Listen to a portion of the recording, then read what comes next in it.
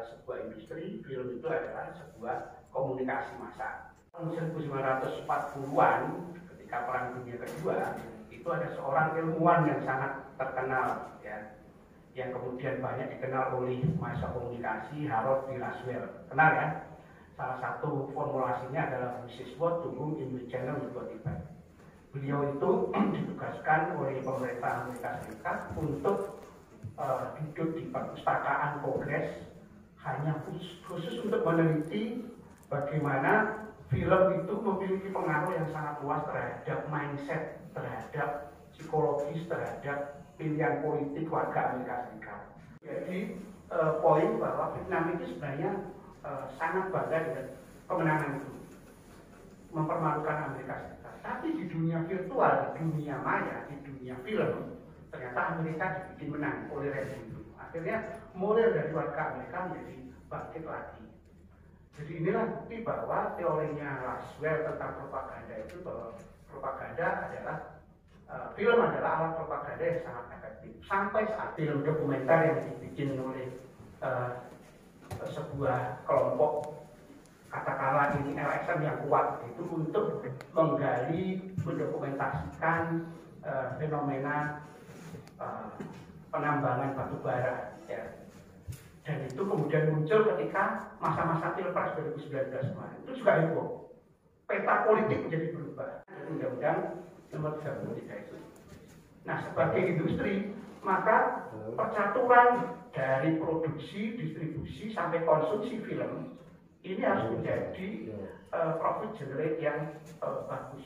Oleh karena itu, jangan disalahkan kalau produsen film ingin mendapatkan keuntungan sebesar-besarnya dari film yang dibuatnya, karena film itu berbiaya mahal. Orang Amerika itu justru lebih banyak mengenal budaya Indonesia itu dari film-film. Tapi repotnya film kita ini tidak banyak ditayangkan di sana, kecuali pakai festival-festival yang kecil-kecil ini. Jadi secara industri, film Indonesia di Amerika nggak menguntungkan. Makanya harus ditembus dengan festival-festival yang dalam tanda kutip indie seperti itu. Film itu sudah menjadi bagian dari strategi budaya. Ya, jangan dikira misalnya Korea dengan Korean Wave-nya yang disebut Pak Rahadi tadi itu nggak didesain. Itu didesain sangat ketat supaya menjadi trending di tingkat dunia. Juga ketariannya. Ya memang ada tugas negara kepada insan film, dan insan film dengan sadar bahwa itu menjadi strategi budaya. Ya. Nah, oleh karena itu kita harus menjadikan film ini bagian dari entitas budaya, strategi untuk menjadikan budaya kita itu diterima dengan baik di kalangan masyarakat, tapi membuat mental kita jadi mengikuti mentalitas negatif yang ada di film itu. Kalau dia terlalu banyak motong, pasti akan dibully oleh masyarakat, oleh netizen terutama.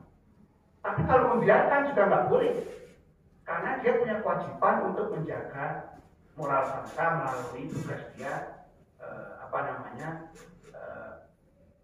kemampuan dan otoritasnya untuk membantu masyarakat supaya terakses tontonan yang sehat dan bergizi. Pak Romi, jadi ini tadi saya sempat nginceng sedikit Pak, pertanyaan-pertanyaan dari mahasiswa itu banyak banget ini terkait dengan, mungkin nanti perlu dijelaskan juga LSF itu apa Pak gitu. Apakah semua itu adalah tanggung jawab dari LSF atau ada badan atau ada satu lembaga lain yang juga ikut andil dalam dunia perfilman, ada kepenyiaran juga ya. Jadi perlu diketahui oleh teman-teman semua bahwa selain LSF itu ada KPI, Komisi Penyiaran Indonesia, terus ada juga Kominfo yang mempunyai kewenangan. Beli batunya di pasar Singosari. Mbak Yumas nan rupawan juga ganteng. Yuk majukan pendidikan dan perfilman untuk negeri.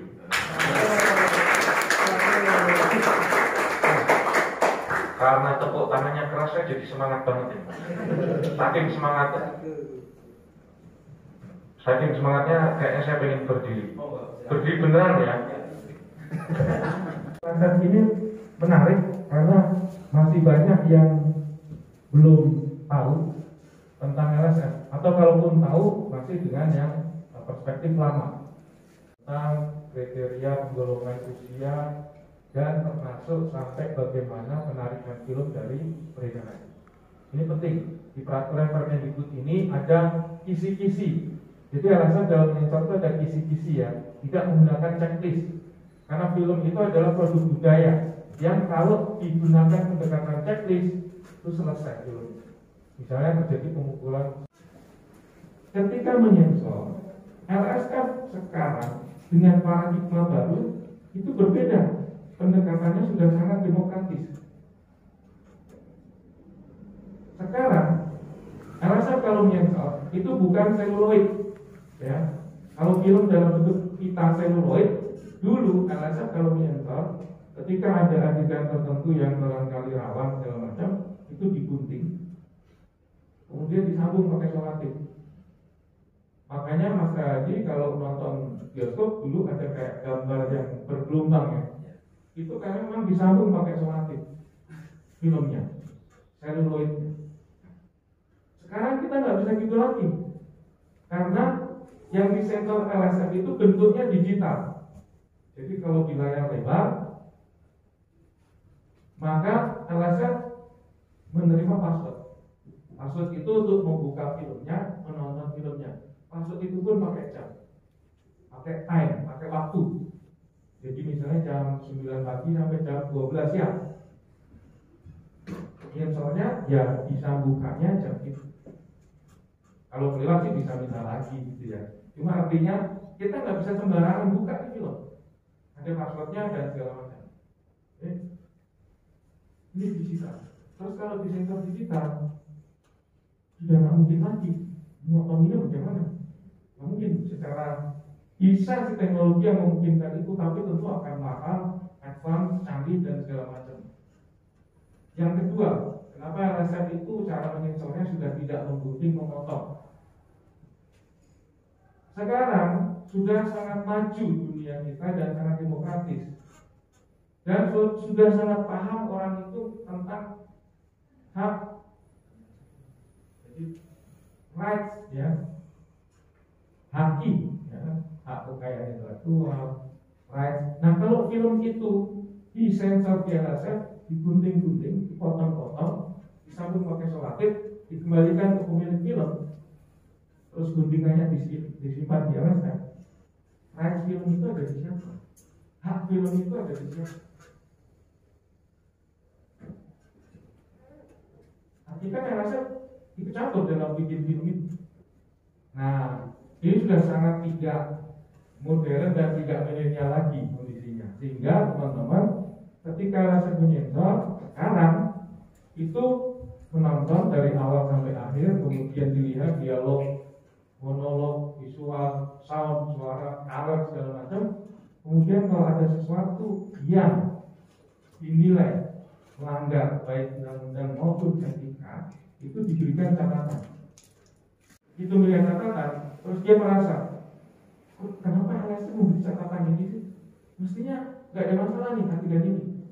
Dia boleh datang ke LSF untuk berdialog. Apa kartun atau apa?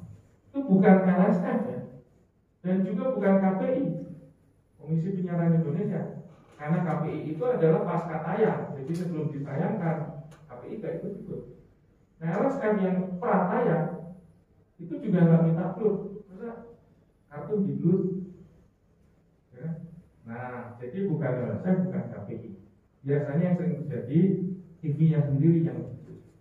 Malah secara berkelakar, dulu saya waktu menyensor banyak blur itu, saya kasih catatan, kembalikan.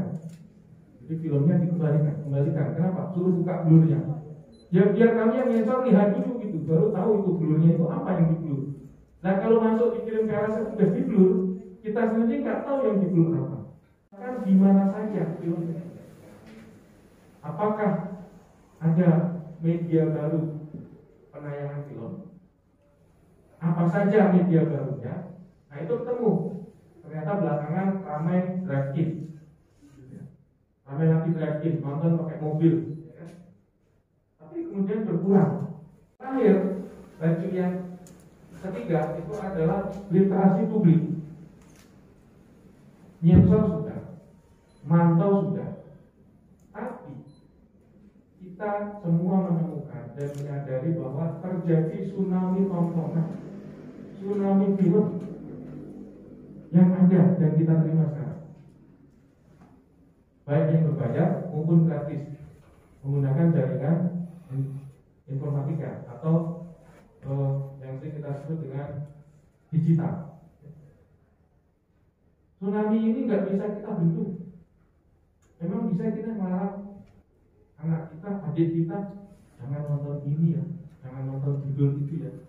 Kita mulai sedikit, dia cari ke judul itu. Kenapa ya bapak saya melarang? Kenapa ya kakak saya melarang? Kenapa paman saya melarang? Dia nyari tuh, malah penasaran. Kita nggak bisa melarang sekarang. Yang bisa kita lakukan adalah melakukan literasi publik, yaitu memberikan pemahaman kepada masyarakat untuk dapat memilah dan memilih tontonan sesuai klasik sensor mandiri. Insya Allah pengennya ini menjadi gerakan nasional budaya sensor mandiri. Agar apa? Semua dan seluruh masyarakat itu terpapar dan terliterasi tentang budaya sensor mandiri, tahu menonton film. Nah ini penting sekali. Oleh karena itu RSM mengajak kampus, lembaga, kementerian yang lain, komponen bangsa yang lain itu untuk bekerja sama. Yuk kita sosialisasikan. Karena LSM nggak bisa sendirian, LSM terbatas. Jumlahnya anggota LSM yang ber-17 orang ini menyensor film saja sudah sebegitu banyak. 2020 39.000 lebih. 2021 saya nggak tahu, mungkin bisa lebih juga. 2020 itu kondisi pandemi loh, yang disensor aja segitu banyaknya. Dan naik dari tahun 2019 yang tidak pandemi. 2019 itu hanya 37-38 ribu. Nah, ini penting teman-teman untuk LSM ini minta tolong dan mengajak kita semua, teman-teman semua, untuk yuk kampanyekan budaya sensor mandiri. Yang ada di pelosok, tapi akses internetnya lancar, mereka bisa menonton dengan mudah, seperti ini.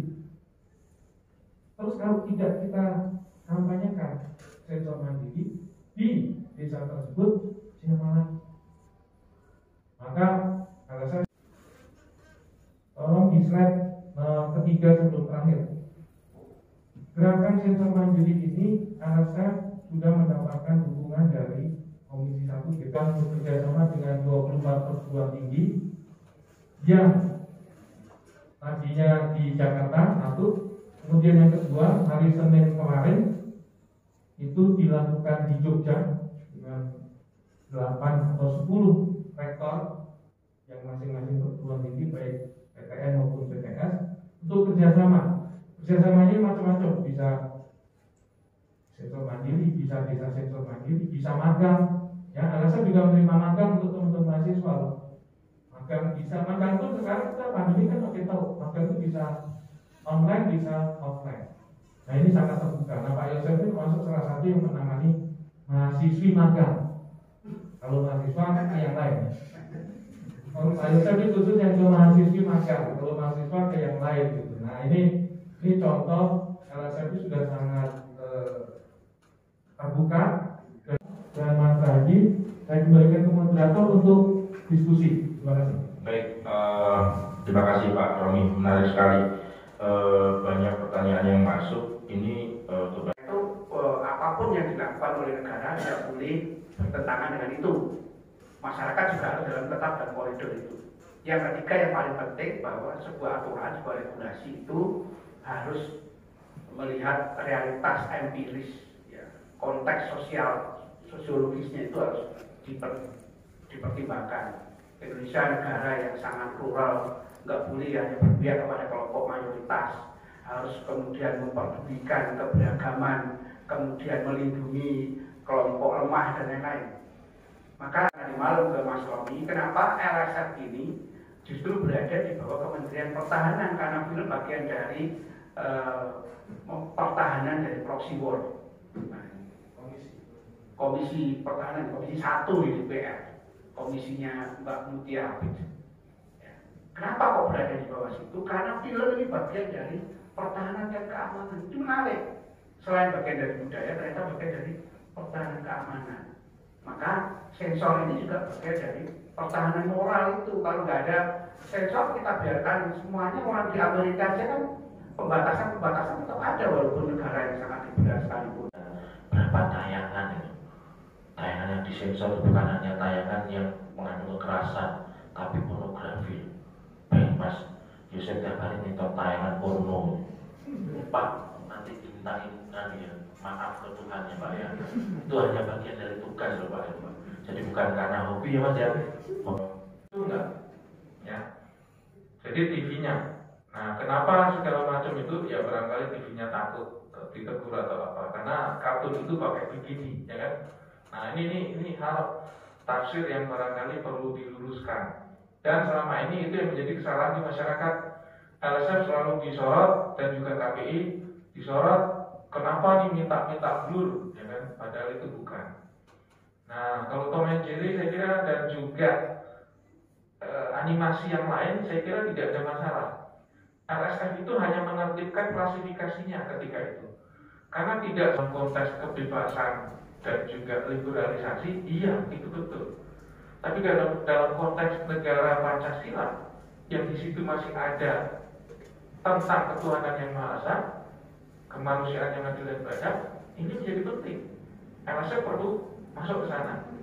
Hanya aturan-aturan di jaringan informatika ini masih belum seketat TV, bioskop gitu ya. Kalau TV diatur perannya itu oleh LSF, pasca tayangnya oleh KPI, jadi enak inline-nya. Dan LSF dan KPI itu sudah tanda tangan MOU untuk kerjasama, tukar-menukar informasi, menyamakan visi dan segala macam. Bukan visi, menyamakan persepsi dan segala macam. Saya banyak mendapatkan pertanyaan, mestinya yang berbayar itu LSF masuk, meskipun ada juga argumen kalau media berbayar itu urusan antara masyarakatnya dengan providernya. Jadi negara nggak ikut-ikut. Loh, provider itu kan perusahaan yang ada di Indonesia. Dia harus compliance, dia harus taat dengan aturan yang ada di Indonesia. Dia harus ada parental lock-nya, ada lock-nya. Dia harus ada teknologi untuk take down. Jadi kalau ada hal yang melanggar, dia bisa di take down. Harus, kenapa? Loh ini negara berdaulat loh. Kenapa? Ya lihat rujukannya. Kalau ada adegan telanjang, kenapa LSF itu selalu worried atau diberikan catatan? Karena ada undang-undang pornografi pornografi, sehingga kalau itu tayang melanggar undang-undang.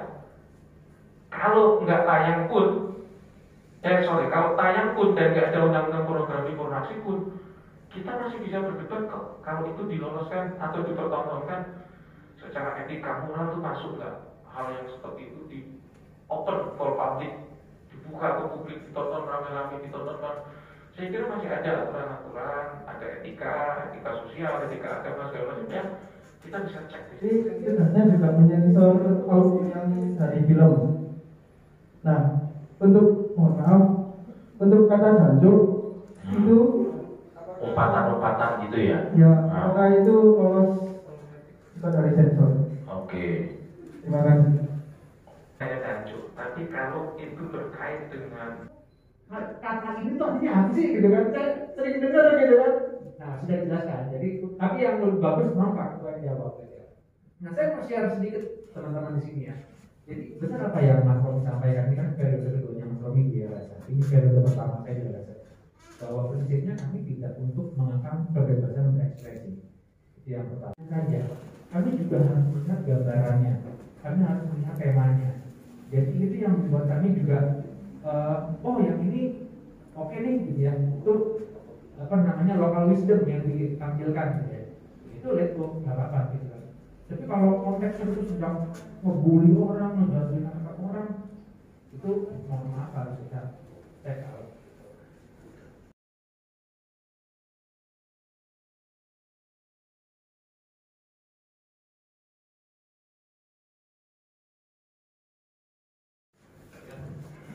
Terima kasih Kang Nocet, saya manggilnya Kang Nocet, Pak Yosef Samuel namanya, tapi panggilan teman-teman di LSF itu Kang Nocet. Itu jawaban yang saya kira menambah wawasan kita semua, sehingga makin ngerti berada di atas semuanya.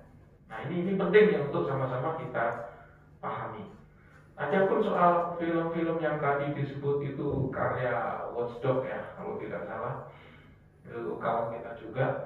Itu kan lebih ke sebenarnya dia dokumenter news, karena dia langsung ke lapangan, dia meliput langsung, dia mengais-ngais informasi yang baik terbuka maupun tersembunyi gitu ya. Jadi aspek news dokumenternya beda. Nah, termasuk yang isu-isu yang cukup sensitif. Nah, saya kira tidak ada persoalan dengan itu. Tidak ada persoalan dengan itu. Saat ini memang sedang terjadi diskusi yang sangat keras. Kalau dokumenter, nah ini kan orang komunikasi semua nih. Ini mungkin bisa ikut turun rembuk. Kalau dokumenter, dokumenter saja, mungkin ya ada aspek penyensoran segala. Tapi ketika news dokumenter, karena ada newsnya, dianggap news yang tidak dikenakan sensor, apalagi Braille. Kita menganut undang-undang pers ya, nomor 40 tahun 99 itu masih mengedepankan kebebasan pers dan kebebasan berekspresi. Sehingga ketika ini menyangkut news, rujukannya ke sana. Termasuk dianggap dokumenter yang sifatnya news. Nah ini wacana komunikasinya menarik nih, bukan hanya saya, tapi juga teman-teman di IKOM, di UMM bisa membahas ini. Makanya LSF tidak begitu resah dengan film yang dibuat oleh Watchdog itu, karena dia memang benar-benar diputar ke lokasi yang sebenarnya. Nah, yang di belakang. Ya, assalamualaikum warahmatullahi wabarakatuh. Perkenalkan para narasumber dan moderator, nama saya Taufik Saguranto. Saya aslinya udah IKAUM ya, Ikatan Alumni UMM, tapi saya sangat tertarik sekali kalau bicara tentang seminar perfilman nasional. Yang saya pengen tanyakan pada narasumber, Pak Romi Febri, apakah LSF sampai hari ini masih terjaga independensinya? Apakah masih butuh kata independen? Yang saya maksud adalah ketika ada hak rakyat untuk mengetahui, masyarakat untuk mengetahui sebuah info dari sebuah film, entah itu dokumenter, entah itu sebuah film yang sifatnya apa ya, tentang film tadi yang membahas tentang tambang batu bara, seksi killer ya. Ya, jadi lebih mana yang mau dipihak gitu, mau dipihakin gitu, di rakyat yang biar mereka punya wawasan terbuka atau mengetahui bahwa ada sisi-sisi informasi yang angle-angle tertentu mereka tidak dapatkan di media selain film, atau masih mendahulukan kepentingan pemerintah. Saya ingin tanyakan itu. Terima kasih. Pak, ini dari Ikatan Alumni UMM yang hari Sabtu nanti akan halal bihalal ya. Oke, siap. Monggo Pak Romi. Ya, Mas Taufik, wah ini Sufi nih dia nih. Sufi ini. Menarik ya soal independensi. Jadi LSF itu di undang-undang disebut LSF adalah lembaga negara independen yang bertanggung jawab kepada presiden melalui menteri yang membidangi kebudayaan. Karena film diklasterkan kebudayaan ada di Mendikbudristek. Jadi LSF ini sebenarnya bertanggung jawabnya kepada presiden, hanya melaluinya Mendikbudristek.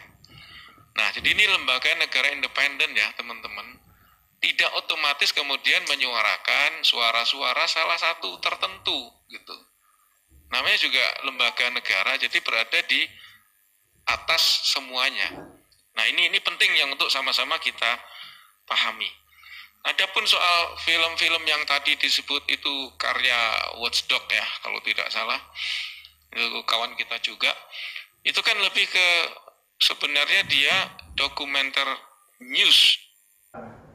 Seksi kilos tadi itu bisa kita masukkan sebagai salah satu upaya komunikasi massa untuk merubah kebijakan, merubah perilaku, merubah itu sebuah propaganda.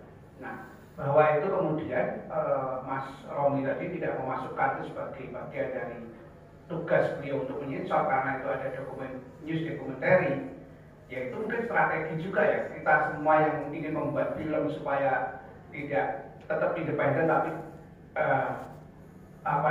dan tidak masuk ke dalam kewajiban sensor, ya mungkin strategi seperti itu bisa dilakukan. Itu juga yang dilakukan oleh film vaksin itu di Amerika, ya kan, yang akhirnya menjadi kontroversial karena akibat dari film itu menimbulkan polarisasi pendapat publik.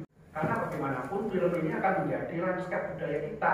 Film yang kita produksi, film yang kita tonton hari ini akan menjadi tinggalan sejarah buat anak cucu kita nanti. Jadi kalau yang kita produksi itu jelek, maka ya seperti itulah budaya kita. Karena ini bagian dari cermin kebudayaan kita. Landscape budaya kita itu bisa dilihat salah satunya melalui film. Jadi kalau film kita ini jelek, ya mungkin masyarakat kita itu masih belum literate dan belum sadar sebagai pembuat film, pelaku film dan penonton film. Apalagi jancuk juga bukan.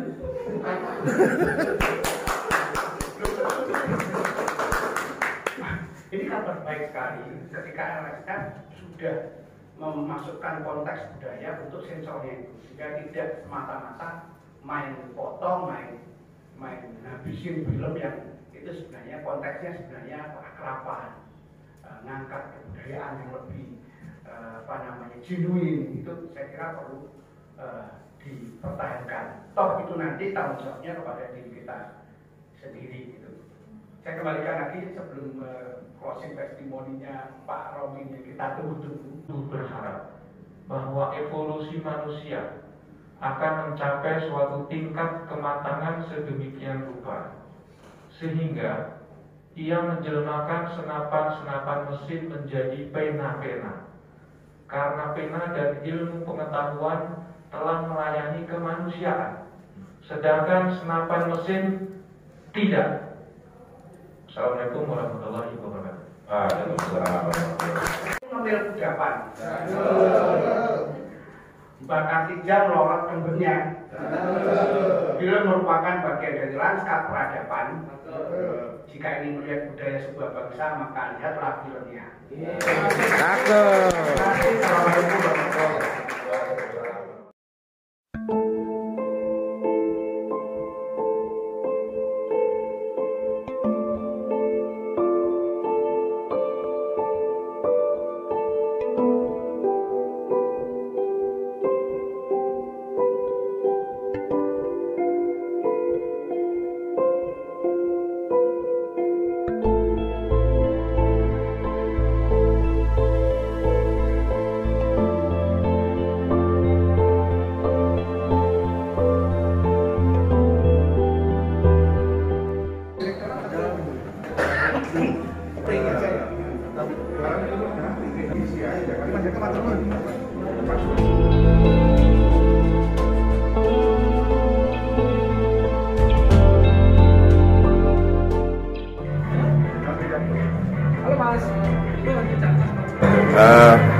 Beliau adalah idola, sosok yang banyak menginspirasi saya, di mana pendapat jenengan tentang